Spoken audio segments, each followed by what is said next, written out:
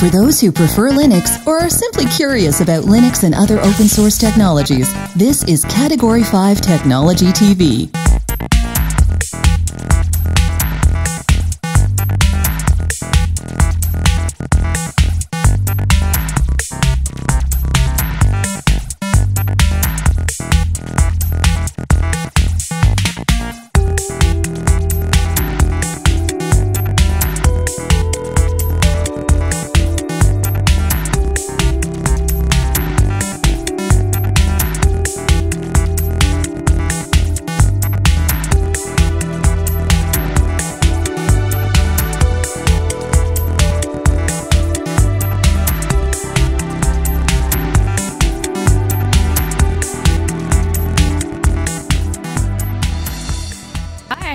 Welcome to episode number 266 of Category 5 Technology TV. It's Tuesday, October the 23rd, 2012. How are you?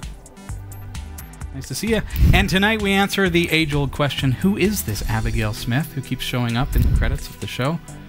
Ladies and gentlemen, hi. Introducing Abigail Smith. I'm Abigail, and category... Good, how are you doing? Good. Tell us a little bit about yourself before we get into anything. Myself. I know you're anxious to get through the checklist. I feel like this is an interview or something, so tell me about yourself. Tell me, what do you do? What do I do? What are your hobbies? If you could do 5 things in the next 10 years, what would they be? No, seriously. Tell us a little bit about yourself. Welcome. Well, yeah, I'm a horseback rider. Yeah, I just finished college, so now I'm just kind of, doing my own thing. Cool. But, yeah, nature, photography, all that fun stuff. So you're into photography? Yep. Cool. Yeah. What kind of stuff do you shoot? I'm still kind of trying to figure that out. Oh, okay. Still learning. Yeah. That's fun. Yeah. I'm a bit of nature, a tinkerer with regards to photography myself. Yeah. I am going to bring up your bio here on our website, category5.tv. We are going to skip right to the end here and just kind of ask a couple of questions just to get to know you a little bit better. For one thing, okay, so you don't like spiders. Understood. That's why I brought out the tarantulas. You tore a ligament. Can you tell us about that? Yeah, very You're heroic. A horseback rider, so of course. Yeah, she was vaulting Olympic onto jumping, the horse. vaulting, doing all the fun stuff. Must have looked amazing. Yeah. It was in math class, actually, in grade 9. The teacher's like, Abby, can you close the door? And I was like, okay. So I stood up, and all of a sudden, next thing you know, I've fall down. In agony. Yeah, my knee stood on it weird and just couldn't walk for 3 days. So ouch. Pretty How did cool. the class react? They didn't really notice. They just kind of heard me crash, and they were just kind of like, "What's going on?" But teens, yeah, so uncaring. Yeah, unbelievable. Well, welcome to the show. Nice to have you here. I'm looking forward to the Category 5 community getting to know you. Of course, this this being Abigail's first time on the show, it's a new experience for you, but we're very much a community-oriented show. So you can see the chat room. If you join us in the chat room, Category 5 on Freenode, or go to our website, click on Interact at category5.tv. You'll see the chat room there. Really important that you do so, too, not just to show Abigail that you're here and that you're part of the community and that you're watching live, but also, we got some pretty cool stuff to give away tonight. We do. It's awesome. I'm actually pretty jealous. Yeah, and we are actually going to be giving some stuff away to the chat room. Woohoo! So join us. And, of course, we got prizes for our Barrie and surrounding area folks as well. So don't go anywhere. Stick around. What have we got coming up in the news? Abigail Smith. All right. Well, let me tell you. So, coming up, the Pirate Bay has moved its servers to the cloud. Skype has radically reduced its battery usage for the upcoming release of Windows 8. A robot with 4 arms has performed heart surgery. And hail a taxi using your smartphone and find out about the driver's reputation before they pick you up. Stick around. These stories are coming up later in the show. What's this? We love getting your... Snap. We love getting your postcards here at Category 5 Technology TV. We got one from Holland, I believe it was this week. Yeah, Holland. Love receiving your postcards from all around the world. There it is.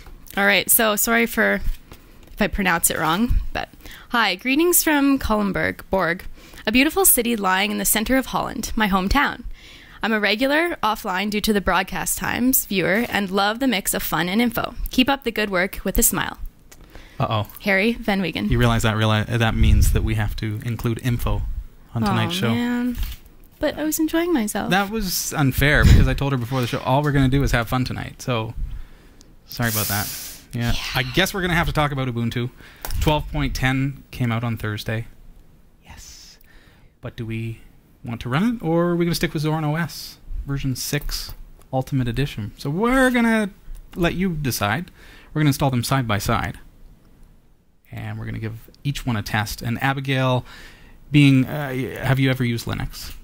I have. A couple times? A few times, yeah. You're a Windows user primarily? Pretty much. So I'm going to show you a couple of different current Linux distributions. We're going to look at Ubuntu, which is it's the latest version of Ubuntu. Like I said, came out on Thursday. Then we've got Zorin OS, which came out a little while ago, but we're going to compare them and see what you think would be the ultimate in order to transition you from Microsoft Windows. Right. So my professional opinion then. Yeah. Yeah. Yeah. You know. It's kind of how it works. All right. Sounds good. If you'd like to send in your postcard, Abigail, sorry, I promised that I would pull that up on the screen. How can they send that in? All right. Well, there's Category 5 Technology TV, P.O. Box 29009, Barrie, Ontario, Canada, L4N7W7. Thanks, Abigail. And, of course, our mobile site is online at m.cat5.tv. Bring that up on your mobile device. You'll be able to watch the show live if it's compatible, but certainly you'll be able to watch past episodes and be able to check out some of the stuff that's going on there. So, m.cat5.tv. We've got to take a really quick break, Abigail, and when we come back, we're immediately going to start giving away stuff in the chat room. So get into the chat room. This is your final chance to get in before Drawbot sees who is in there. I'm just going to take a quick look at who's in the chat room. I do see Guest 4841. Now, Guest 4841, I'd like you to change your name. We encourage our viewers to actually label themselves so that we have a way to know who you are, and it doesn't have to be your real name. For example, Jot. But the reason I say that is because in order to participate in the prizes in the giveaway, you have to have a name. So make sure you do that right now. Jot is there in the chat room explaining how you can do that. Also, yeah, I see the instructions there, so give that a try. Okay, everybody get in the chat room. We're going to be right back after this with your prize draw, and we'll see you and Drawbot on the other side. Talk to you in a sec. At Eco Alkalines, we believe you should be able to trust your batteries not just here, but here, here, and here. But with one exception, you should also be able to trust your batteries here. Eco Alkalines are the world's first and only certified carbon-neutral battery manufactured to the highest standards of recycling and quality, without any trace amounts of harmful chemicals like mercury, lead, or cadmium. Eco Alkalines provide performance that rivals leading national alkaline battery brands at a comparable price. Find out more about the Eco Alkalines difference. EcoAlkalines.com. Welcome back. This is Category 5 Technology TV. Hello to GWG. Gadget Wisdom Guru, nice to see you in the chat room. Agamotto, Jot, Pablo joining us as well. We've got another guest in there. Make sure you change your name. I want you to be able to participate in tonight's draw. What do we have for them tonight? Should I tell them? Do you want to tell them? Do you want me to tell them? Well, let's tease first what's coming up for those of you who are here in Barrie who were at our anniversary show. Let's pull up the big thing there. The big from thing. TT Esports is from thermaltakeusa.com. This is the new Draco headphones. Whoa, they can't even. Whoa, there going off. Sorry. There it is, folks. The ultimate pair of headphones right there from TT Esports. Can you see them? These are the red Draco headset. They are spectacular. The best set of headphones you will have ever owned. They're pretty cool. Not only do they really look cool, them. let's check out some of these specs. Now, this is what we're giving away a little later in the show, so you want to stick around. Let's see if I can find some specifications here. Frequency response, for those of you in the know, 10 hertz on the low end, 22K hertz on the high end. So we're going to be giving those away in a few minutes. So here you go. Now, today I had the privilege of actually speaking with Bill from ESET. And we were talking about some of the products and the changes with ESET, the endpoint security products for business, and just spectacular software. I would encourage you to actually check out smartantivirus.ca. But in my conversation with Bill, who flew all the way up from California, unfortunately couldn't actually join us in the studio tonight, but was here chatting with us in Barrie this afternoon, we actually were able to hook you up with free copies of ESET NOD32 Antivirus version 5 for your home computer. So if you have any systems that are running Microsoft Windows, this is a nice lightweight antivirus product. So we've got some copies of this to give away.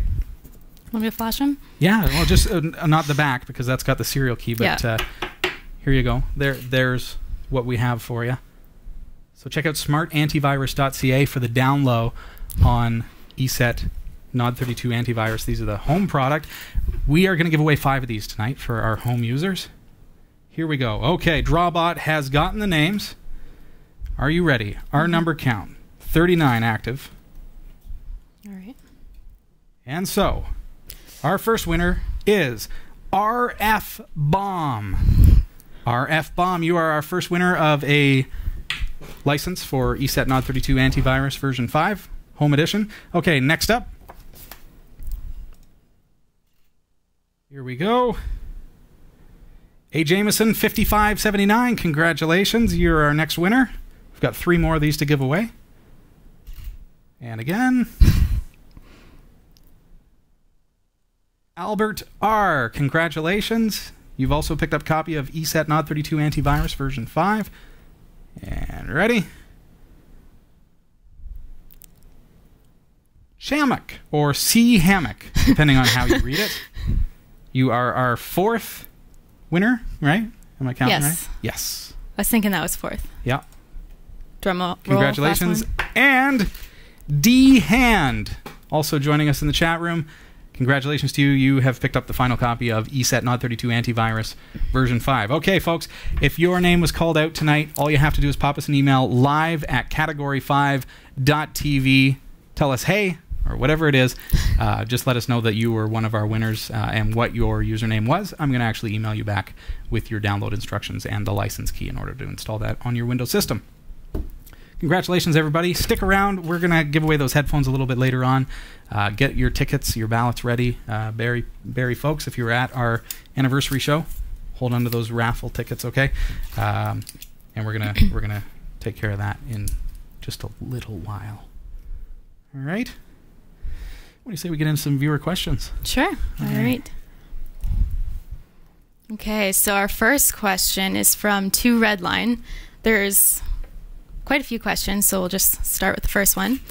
I have a D-Link DNS 320 NAS that I have been using with Windows for a couple years now. I'm currently trying to use Ubuntu Studio distro I installed and see if I can change my primary OS. Operating system. Yeah. I'm trying not to laugh at my pronunciation here. All right. What do I have to do to create a mount point to this drive long term? I can currently browse to it via smb://dns/volume_1/ Should I just keep reading this? Okay, so it was browsing. So browsing through a link, okay. But want to access via media/NAS, so I can save files easy. Way to kick things off with an awesome FS tab question.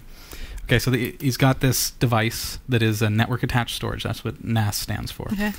It's a DNS 320 D-Link device, so I think that's a 2-drive unit that connects to his network. You can throw a couple of 2 terabyte drives in there, gives you a whole lot of space, and then you can access it through the internet, or through the network, not the internet. Mm-hmm. On your Windows systems, you go / device name / share name, and you would access it. So when he says he's going smb:// device name / share name, for example, that's how he's accessing the files on that network attached storage device. It's basically like a hard drive that's in your network as opposed to in your computer. Brilliant thing, because you can access the data from any computer within your network. Mm-hmm. Right? Mm-hmm.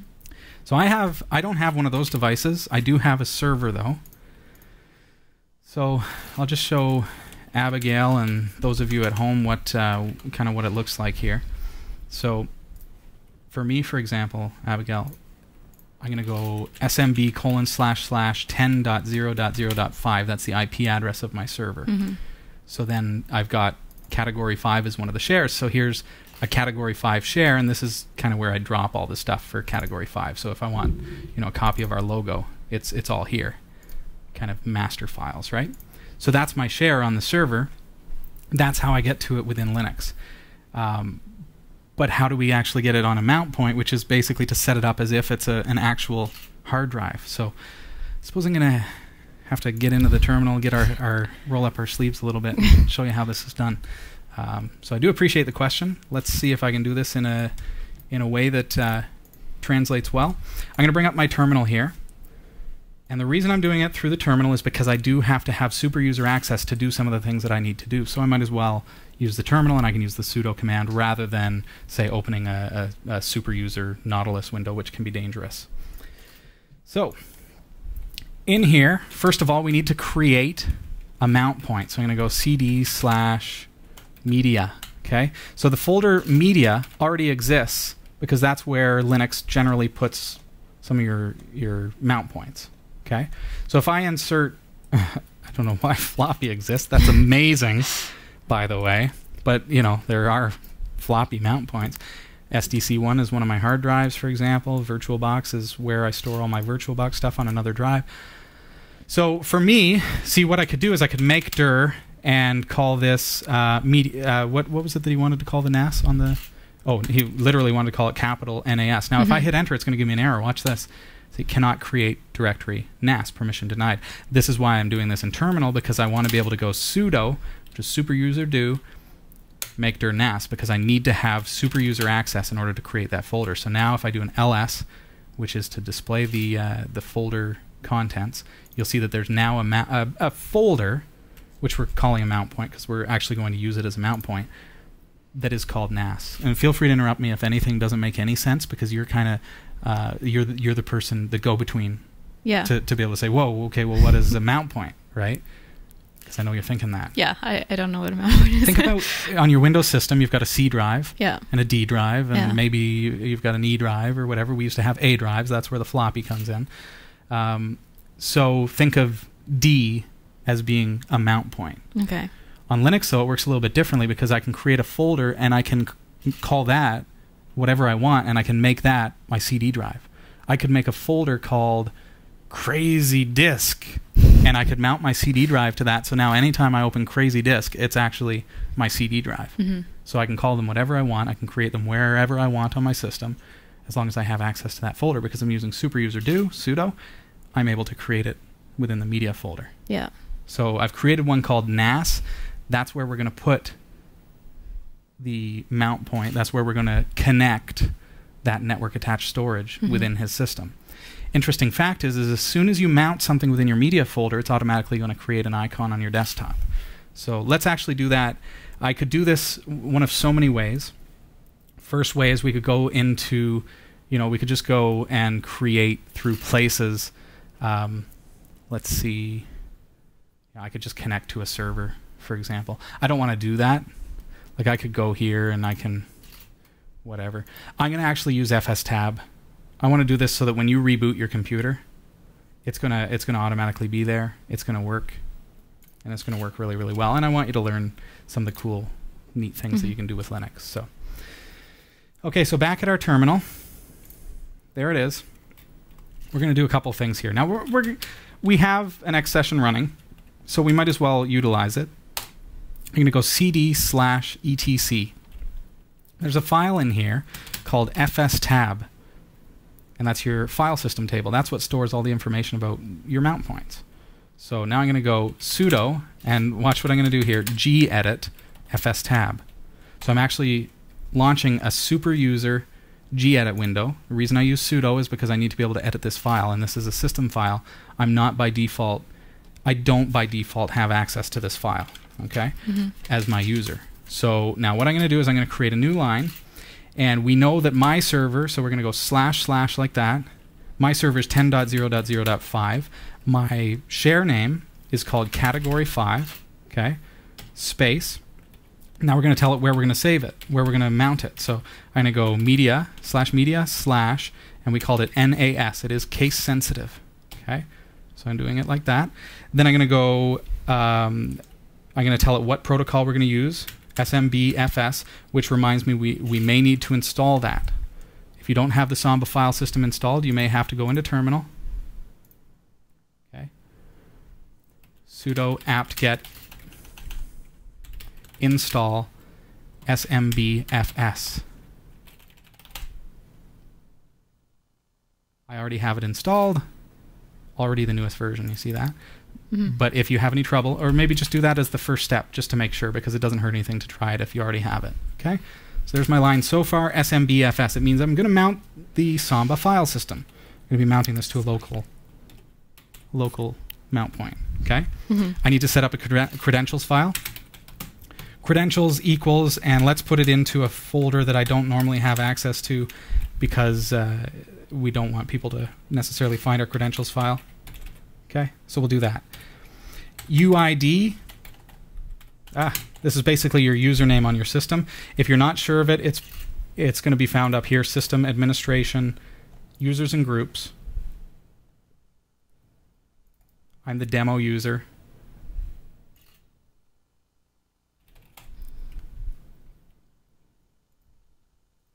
It's basically, it's the name of my folder. Okay. You probably know what your UID is. For me, it's demo on this particular system. Then I need to use my group ID, which is GID, and it can pretty much be anything, but it's probably going to work as users. You can change that if you want. Then there's two other options, whether you want to dump the file system and your scan order, both of which are irrelevant to a Samba file share or file system, so just leave those as 0, 0 with spaces there so that they're not actually used. Okay, save that file. This is my fstab file again, so that's what it looks like. It's telling it to grab from 10.0.0.5/category5, and that can be a host name too, but I tend to use my IP address because then I don't have to worry about DNS and stuff.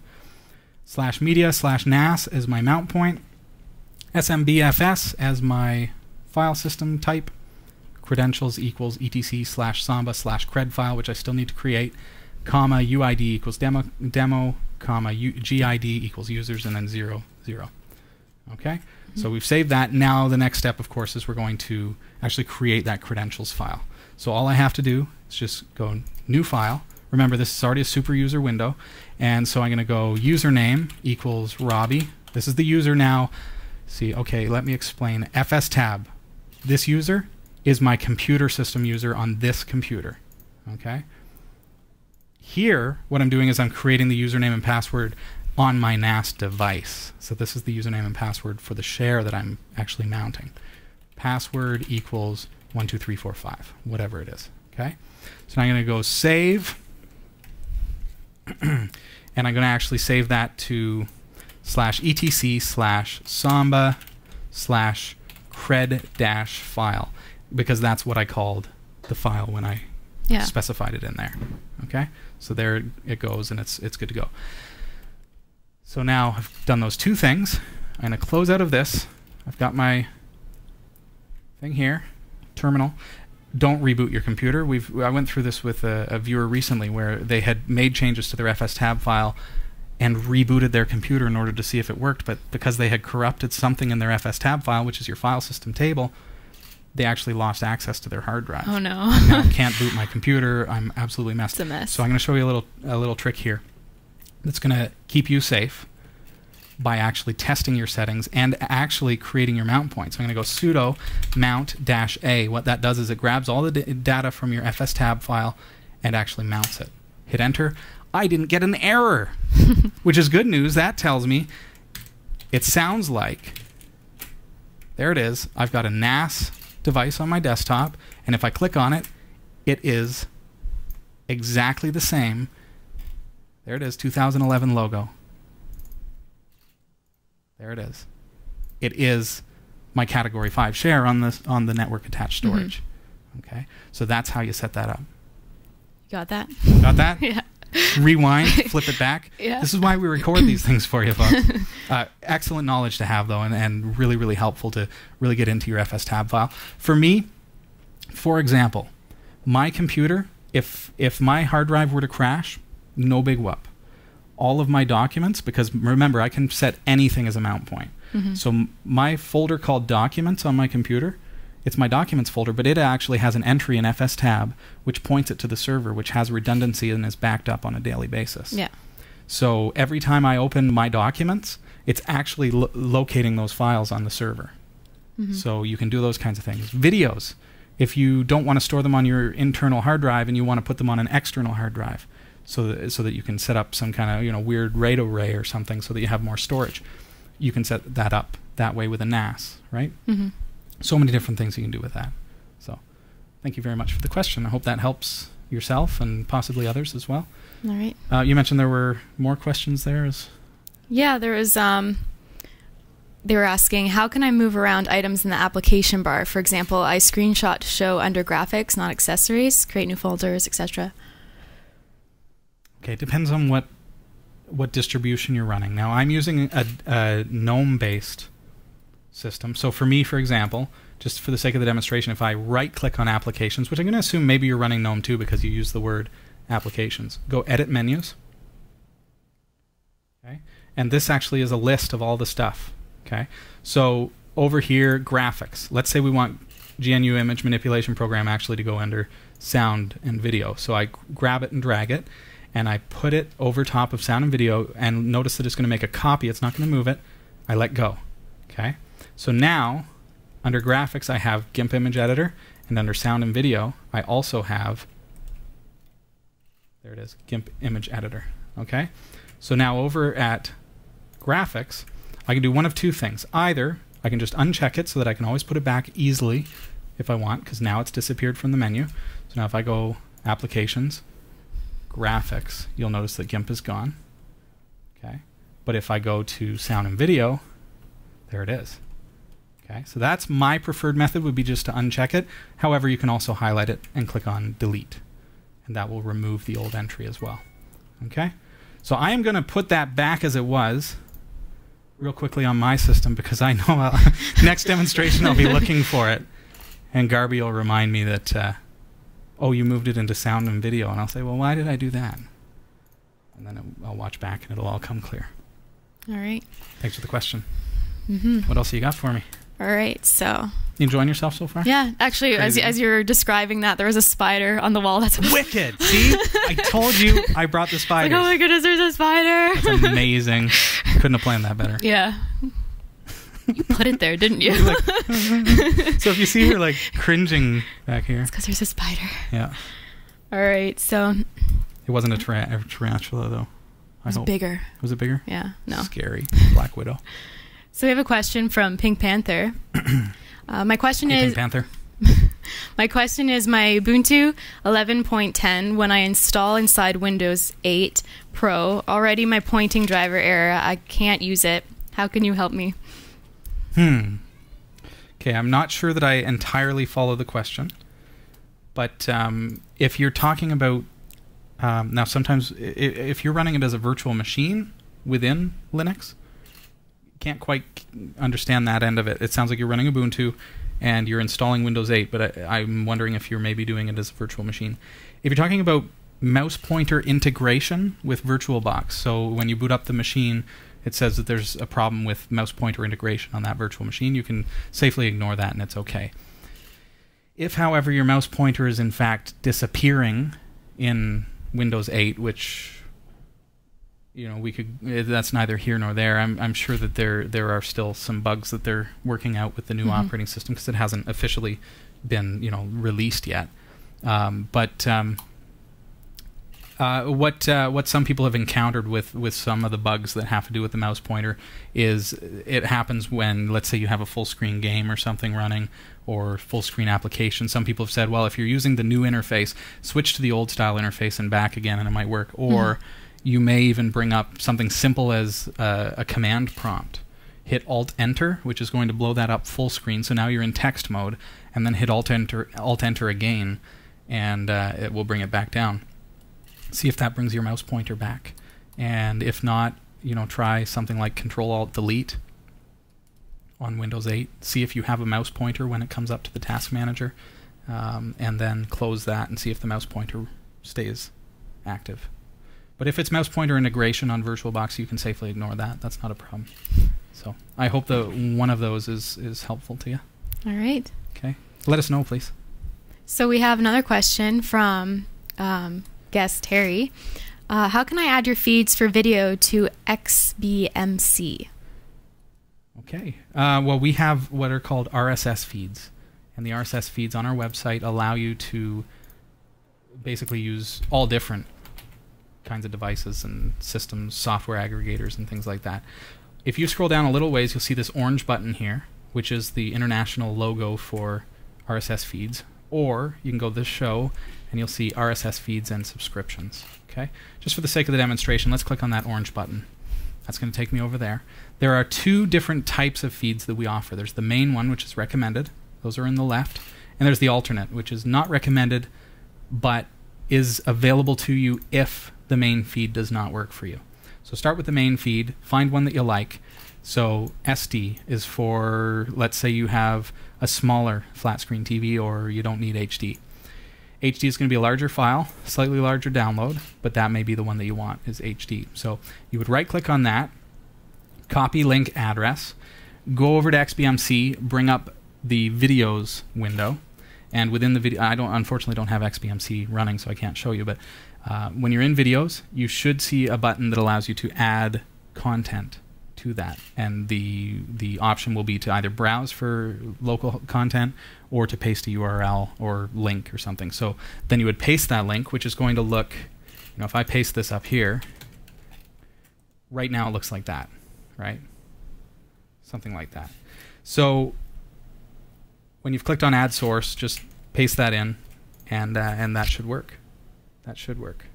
Let us know. Love to hear from you. Thanks for the question. Are you ready? Because it is news time. Woohoo! I know you've been waiting. I know. I put in a whole lot of to see how many words times I pronounce things wrong or stutter, that kind of thing. Chris Reich, are you ready, sir? All right. Take it away. Okay. So, here are the top stories from the Category5.tv newsroom. File sharing website The Pirate Bay has moved its servers to the cloud to frustrate attempts to take it offline. The site, which has been blamed for encouraging illegal file sharing, will now operate from cloud hosting providers around the world. It says the move will save money and make it harder for law enforcement agencies to shut it down. All attempts to attack us from now on is an attack on everything and nothing, it says. In 2006, police in Sweden raided the Pirate Bay, shutting down its servers and taking the site offline. The Pirate Bay now says its new cloud-based servers, which use the internet for storage, do not have to be hosted with the same provider or even on the same continent, making it impervious to attempts to close it down. Skype's video chat software has been re-engineered to radically cut its energy use on the upcoming Windows 8 operating systems. The application is designed to stop using the computer's central processing unit, CPU, when it is left to run in the background. It means users can receive calls or instant messages without the risk of exhausting their laptop battery. That's cool. Especially, it says laptop in the news story, but I'm thinking also most things are tablets these days, and that's exactly what Windows 8 is going for. Yeah. So you want lots and lots of battery life. No kidding. Very good. I hate it when the battery dies and you're just in the middle of something. Yep. Like a chat conversation on Skype. All right, so the move may help Skype compete against Uvu, Google Talk, and other rivals. Surgeons have carried out the first ever robotic open heart operations in Britain at the New Cross Hospital in, let me get this, Wolverhampton. Sounds right. The Da Vinci robot is remotely controlled by surgeons who are given a high-definition view of the heart through a sophisticated camera. Doctors claim the operation is safer for patients than conventional surgery. A surgeon is given a 3D high-definition view of the heart and can move the arms of the robot using a control panel. Each time they move their hand 3 millimeters, the robot arm moves just 1 millimeter. Natalie Jones of Stourbridge, 22, was the first patient to have the procedure to have a hole in her heart repaired. The robot can only be used sparingly because it is very expensive. Each of its 4 arms has tools costing £2,000, which have to be replaced after just 10 operations. Ouch. Question for you. Have you ever seen iRobot? I have. Yeah. I wanted to cry. Yeah, but you remember when the robots turned nasty? Yeah. Could you imagine this thing coming after you? No kidding. I don't know how I'd feel about having a robot doing open heart surgery. Yeah, but apparently it's good. Yeah. But I can't believe that price and that you can only use it 10 times and then, guess what? 2, 4, 6, 8,000 pounds later. Well, I guess as the years go by, they'll improve it so that it's not like every 10 operations, you'd think. I wonder what causes Get that. better, though. yeah. It's like, wow, this is a multi-billion-dollar project, but it's very breakable. Be careful. What if it like broke down in the middle of your surgery, though? Oh, no, is this surgery number 11? Did everybody replace the arms? Goodness me. Scary stuff. How cool. So the last in the news is now you can hail a taxi like it's 2012. Passengers in Toronto using an iOS and Android device can hail the closest taxi regardless of what company or route sign it has. The closest driver using the same app is alerted and has 20 seconds to confirm the pickup. Passengers know how long the driver will take, their name, phone number, and even a rating out of 5. They can view the cab's location and also decide on the tip and payment method in advance. The app has been designed to link passengers with drivers while cutting out dispatchers and their fees. Halo is operating in Toronto, Ontario, London, England, and Dublin, Ireland, and hopes to expand into New York, Boston, and Chicago. Get the full stories at category5.tv/newsroom. Category5.tv newsroom is researched by Roy W. Nash with contributions by our community of viewers. If you have a news story you think is worthy of on-air mention, email newsroom@category5.tv. For the Category5.tv newsroom, I'm Abigail Smith. Oh, yeah. Had to wrap that last part. Everybody in the chat room is making fun of me and saying, it was the tools that cost that much, not the robot itself. And yeah, but it's still a crazy expensive robot to do surgeries. But how cool. Thank you, Abigail. Thanks, Jot. Chat room's going wild. Excellent job. It's like a resounding applause in the chat room.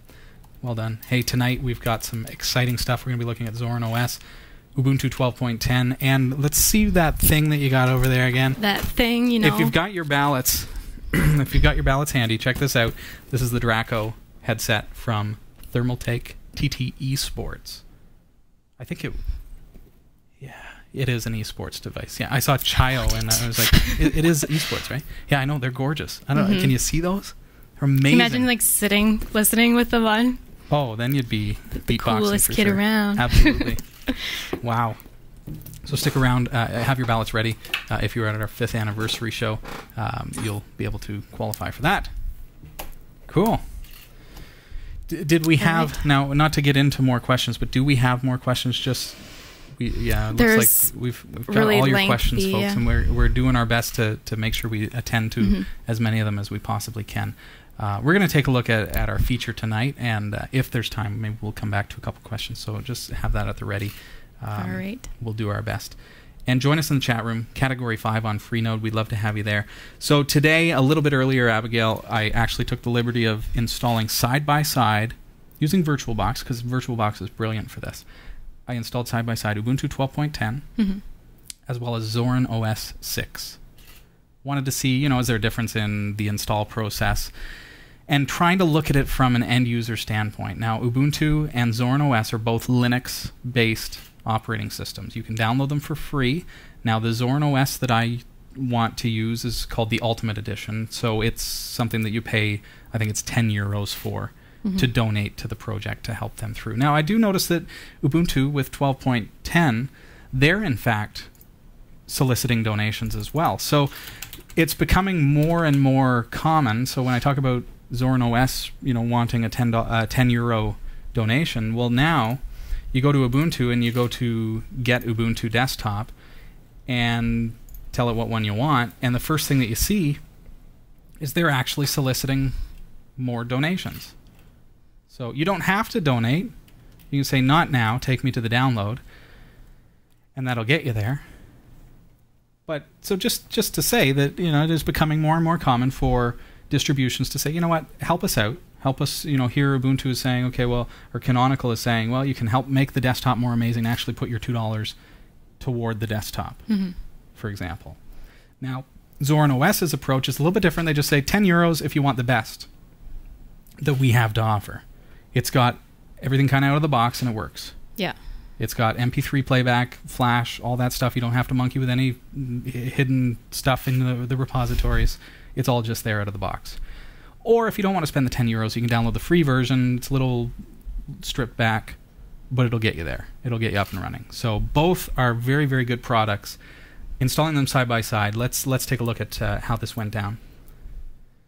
So I actually accelerated this quite substantially. So Ubuntu is on the left, and Zorin OS is on the right. So you can see immediately that Ubuntu got to the installation a little bit faster, has a nice desktop background as opposed to Zorin's just plain gray background. But the installers themselves are pretty much identical. So now, see, Zorin OS has got some fancy video stuff going on. Not that that really matters, but it's kind of sleek. I like some of the things that they're doing. Going through this process, Abigail, what I'm finding is that Linux is no longer an elite operating system to install. You could download this and install this on your computer. Let's say you have Windows on your system and you don't really care if you hold on to Windows, as long as you've got something that'll get you online and get you up and running. So you could download either one of these and be up and running in as long as it's taking on your screen here. With the acceleration, you'll see it took about, I think, 10-15 minutes to install. I unfortunately didn't make note of what time it was that we started there. People who are watching back will see the actual real time. That clock is the real-time clock from the top right of my screen.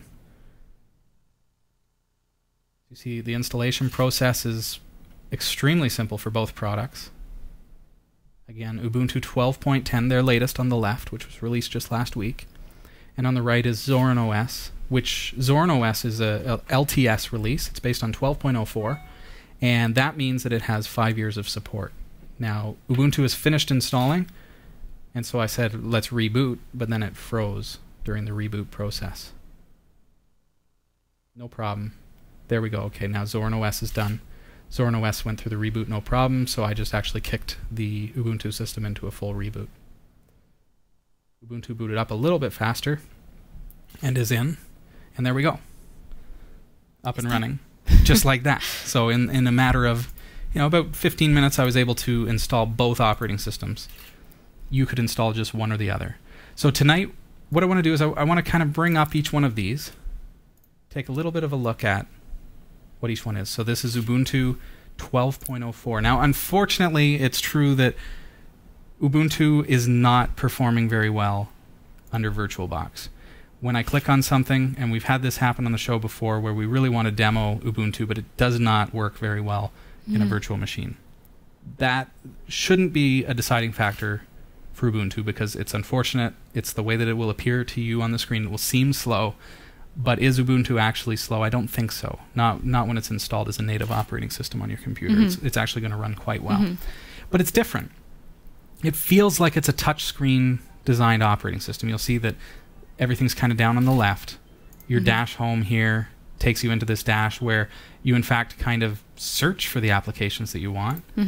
I don't pretend to know my way around Unity very well, because I had it installed on my Office system when Unity was fairly young.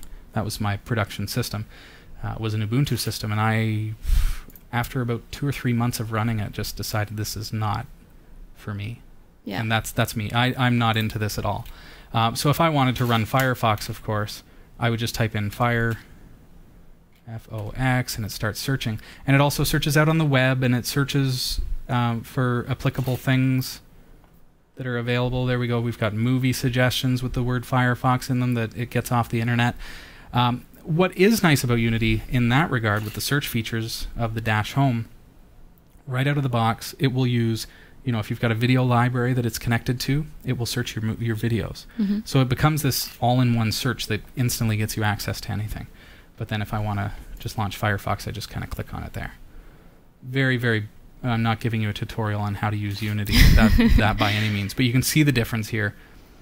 As a Windows user stepping into something like this, or myself as a Linux user, I have trouble with this design. Would you? I guess it would take some getting used to. Definitely, for sure. You could get used to it. The Windows. My wife runs Unity on her system. She's running Ubuntu 12.04. And she has Unity. She has gotten to the point where it's usable, but really, all of the most commonly used applications happen to be on the panel on the left. Yeah. So she doesn't really use the dash a whole lot. She just uses the panel. So a pretty simple use case. For a power user, I don't know how you would like it. I'd love to hear in the chat room what you think about that kind of desktop, that kind of interface. Now I'd like to actually take a look at Zorin OS and keeping in mind that, yes, Unity, Ubuntu don't perform very well in this particular scenario, but Zorin OS really does. I don't think that should be the deciding factor, though. Mm-hmm. This is Zorin OS version 6. Out of the box, it looks very, very similar to what? Well, like Windows, right? Windows 7, kind of, eh? Yeah. Has a very, very similar feel to Windows 7, but it has the organizational structure of Linux, which I love, because if you click on Internet, for example, there are all your Internet applications. There's no clutter. There's no subfolders and subfolders and subfolders and readmes and uninstallers and this and that and all that kind of junk. It's nice and clean. So now to click on Google Chrome, I would assume that it's just going to bring up Chrome. What do I want to do? Make Google Chrome my default, automatically send usage. Okay, well, start Google Chrome. First time I've ever run it, right? This is a clean install. Mm-hmm. There we go. Up and running pretty quick. Yeah. I think for me, we've talked about it on the show. Chat room, you can tell us your thoughts. But one of the things about Zorin OS is that it really seems to me like a really excellent introduction to Linux for users. But not only that, it is a powerful Linux operating system that would allow power users to enjoy themselves. It's very customizable. It's very not locked down like Unity is. And I'm not doing Unity hating. I'm just my personal opinion and the experience today of actually doing this. Smitty Smith is complaining that Zorin OS 6, you can't have a true classic GNOME interface. So is it GNOME 3 then, I wonder? It does include some pretty interesting features. I like this because it feels like the kind of distro that it keeps the user in mind a little bit more. It's not pushing you toward any kind of one or the other thing. It's a user environment that is designed for the user. You know what I mean? Does that make sense? Yeah. Well, I think if you're used to Windows too, like that looks Much like I think that's something Windows-like. I'd have better luck working than the other one. I'm going to click on GNOME 2 in Zorin Look Changer and let's see what happens here. So I would say that is awfully close. I mean, there is their GNOME 2 kind of mock-up. Mm-hmm. So you see with Zorin OS, you can make it look like any distro or any operating system. It's got even the ability to look like Unity, apparently. So I guess whatever you're comfortable with, Zorin OS gives you the option. I don't know if Unity doesn't work on... Oh, here it comes. Oh, look at that. Wow. So it's actually kind of similar. It's kind of creepy. Huh. Let's get out of that real quick. Even Windows 2000, Mac OS 10, Windows XP kind of styling. So coming from any different operating system, different distribution, I think Zorin OS really gives you a chance to try to tweak it. That's out of the box, allowing you to just simply change the way that it looks. You know, if you prefer Windows XP, the look. Well, here you go. But I do like the GNOME 2 feature as well. Does that, for the viewer who was saying that there is no, like Smitty Smet, do you think that looks pretty close, the classic GNOME, when I did it? Let's take a look at this. Is the Windows XP mode. So all applications. There you go. Pretty close. Mm-hmm. That's smart, I gotta say. I mean, for any user who says to you, oh, I can't try Linux because I can never get used to it. Unity is just too weird. Well, here you go. Okay, so here's the GNOME 2 again, the GNOME 2 version. It's a mock-up of, to look like GNOME 2. Mm-hmm. I'd say that's pretty good. What do you guys think in the chat room, everybody? So back at Ubuntu. So the installation of either or were brilliant. Both of them were really, really simple to do. During the installation of Ubuntu, I had to say, yes, I want to install things like MP3 support and download my updates and things. Zorin OS just did it all because it knew that I want a fully operating system. Mm-hmm. Everything is there, everything's in place, and it's good to go. So I'm not making any decisions tonight. I'm just kind of showing you what things look like out of the box. What would you say, Abby, as a now I know you're a Windows user, so I would think that you're going to lean towards Zorin OS. Yeah, I would definitely. Yeah, it just, I mean, you can pick different ways to have it too. Like you could get used to the other ways, but sure. I mean, it's close to Windows 7, which is what I use. So if we switch to Windows 7 mode with Zorin Look Changer, then it's not so confusing. Yeah, it looks awfully. It's not a mockery of Windows 7. It's not insulting to Linux. It's really just, it makes it easier for people to migrate, I think. Yeah. Definitely. But you can also switch it too if you want to do like the Unity style or Mac or whatever style you want, exactly. Right? So. How neat. Yeah, cool. I like that one. She likes that one, folks. It's got my approval. So if somebody says to you, I want to try Linux, but I'm afraid to because it's so much different or something like that, maybe this is a good opportunity for you to give it a try. I don't know that Unity is there yet. I don't know if it will be. I feel like it's still too far of a stretch, but maybe when Windows 8 comes out and people start to get used to those types of interfaces that feel more like they're designed for touch, yeah, maybe that'll change things. But I still like the thought of a nice desktop operating system to be, mouse operated and to operate that way. Are we getting much feedback in the chat room at all? Yeah, just JP is saying that they're going to definitely try Zorin OS. Give it a try. Absolutely. I'll give you the links in the show notes for episode number 266. Ubuntu, of course, is Ubuntu.com. Zorin OS is Zorin-OS.com. As I was saying, you can download it for free if you would like. Okay? Or you can go premium and you can do what I've done and get that Ultimate Edition, which gives you a lot of bonus stuff. And it's only, there it is, as a download for €10. Okay? Awesome. So, whatever you think, yeah. Linux is an alternative to Microsoft Windows. It gives you the opportunity to run something that's free on your system, and by free I mean freedom as well as sometimes price. You can get free versions of Zorin OS, you can get free versions of Ubuntu. But when I say free, I'm talking about the freedom to actually own your own computer legitimately. Microsoft Windows, I mean, remember Windows XP, you wanted to make it customize the look and you had to install window blinds because Microsoft does not let you change the look of the operating system. Yeah. It's like you're still tied down. You don't realize until you get that freedom to change the look and to really impact that. Not that it's all about the look, it's about the freedom to be able to change if you want to make it a little bit more custom. No viruses. I mean, you don't have to worry about that kind of thing, which is brilliant. Well, it'd be good even to like experiment to see if you like it, like the different styles. So. If you're afraid to try it for real, do what I've done and just install VirtualBox and install it in a virtual machine. Give it a try. Like I said, Zorin OS does perform a lot better in VirtualBox than Ubuntu does, but Ubuntu does perform well as a native operating system. That's just the way that it seems to be. That's what I'm saying. Rob Gore in the chat room just mentioned, the malware and spyware, pop-ups, viruses, all that stuff isn't an issue.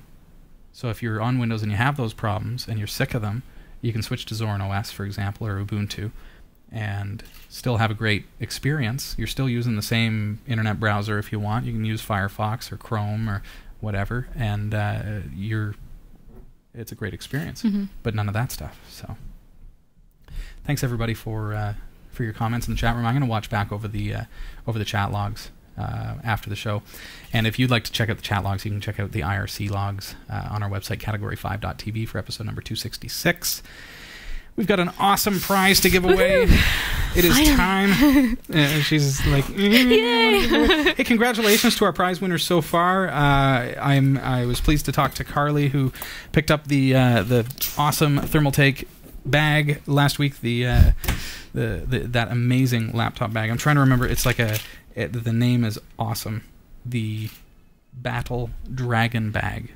That was the one that went out last week. So really excited to have everybody participating in the prize giveaways. Now get your ballots ready. You picked up a ballot at our 5th anniversary show. So get that number out. You want to... Yeah. Run. All right. Can you guys see these? Oh, yeah. Those are awesome. Well, shake it up. Shake it up. Get it up here. Here we go. We're starting to get kind of slim on ballots here, folks, so get those ready. If you've still got a ballot, this could be you. All right. Not for peeking. a Draco set of headphones from TTE Sports, thermaltakeusa.com. They're worth over $100. They're amazing. What do we got? All right. So the winner is 865685. 865-685. You're the winner of these Draco headphones from TTE Sports, thermaltakeusa.com. Thank you to Thermaltake for sending these in for your listening pleasure. All you have to do is pop us an email live at category5.tv this week. You've got 30 days to claim your prize. Make sure you hold on to that ballot. We're going to need to see it.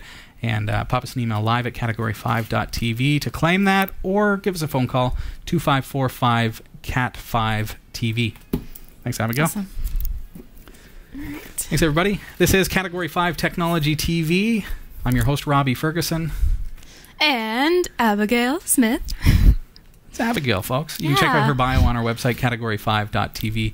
Click on About Us, and you'll see our team. And Abigail's bio is there. Awesome. Gpop7 says, that's not my number. Then watch next week when we have other prizes to give away. Fantastic.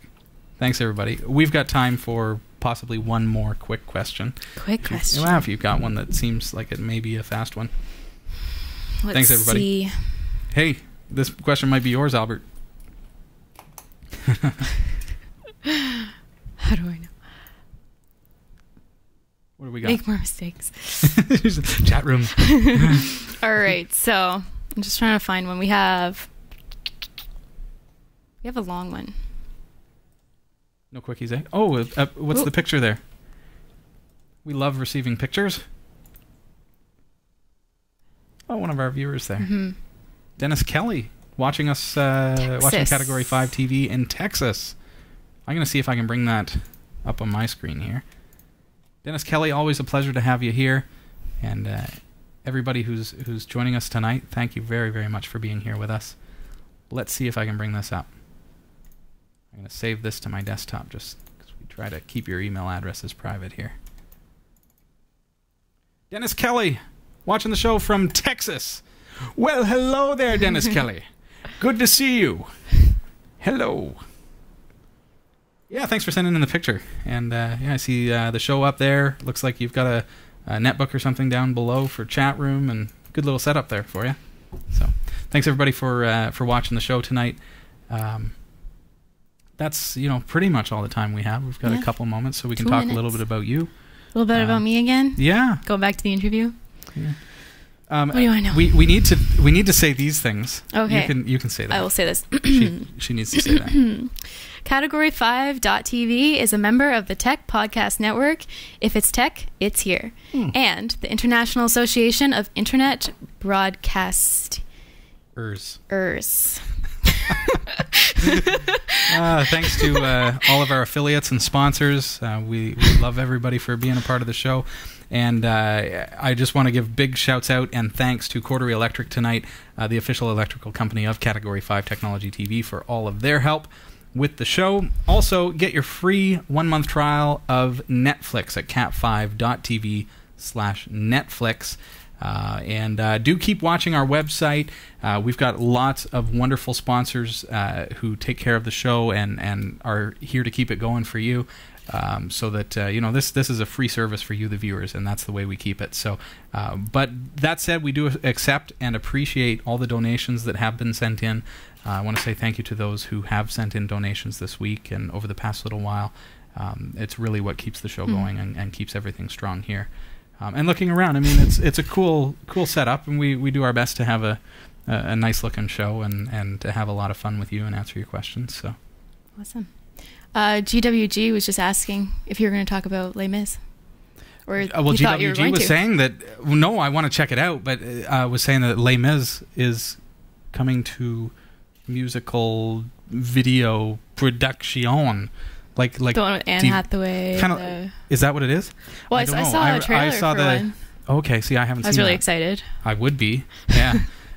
When I saw Les Mis, the original movie, I was disappointed that it wasn't the musical, because I had seen the musical as a kid and fallen in love with it. So then when I saw the movie, I was expecting the musical, and it wasn't the musical. It was still fantastic, but it was the story. It wasn't the musical. I think this is the musical one, because when you watch the trailer, they're singing and all that stuff. Yeah, how cool is that? So I can't wait to see that. I mean, I love the Phantom of the Opera and what they did with that. So if it's anywhere near that level of quality, I'll be very, very pleased. So thanks for the tip, GWG. Everybody's going to go Google or YouTube the trailer now for Les Miserables. That's going to be fantastic. Can't wait. G-Pop7, nice to see you. Invincible Mutant, thanks for being here. Garby, wonderful having you here tonight live. Emil1976, Albert R. I almost said Emil 1976 the second time, like in that amount of time. Led Zepp. Yazid 1965. Yeah, nice having everybody here. Great having you here. Hope you had fun. Thanks for having me. Yeah, did you enjoy yourself tonight? It was fun. I'm kind of like dying with these lights, but... Yeah, I know. What can you do? What can you do? Yeah, it's fun. All right. It's awesome. Good, well, thanks for being here. Post a link. There you go. Hey, we've already got the IMDb there for Les Miserables. Fantastic. Okay, everybody have a fantastic week. We're going to be back next week. Sasha Dermaitis is going to be joining me here in studio, but you won't recognize her because it's our Halloween special. So don't miss it. Next Tuesday night, 7 o'clock, right here, category5.tv. Have a fantastic week. See you, bud. See ya. All right, bye. Have a good night.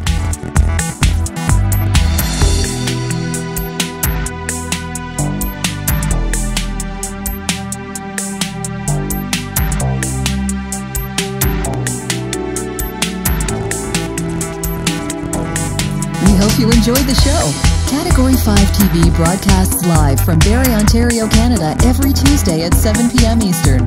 If you're watching this on demand or through cable TV, check out the local show times in your area at category5.tv and find out when you can watch live and interact in the community chat room. Category 5 is a production of Prodigy Digital Solutions and is licensed under Creative Commons Attribution 2.5 Canada.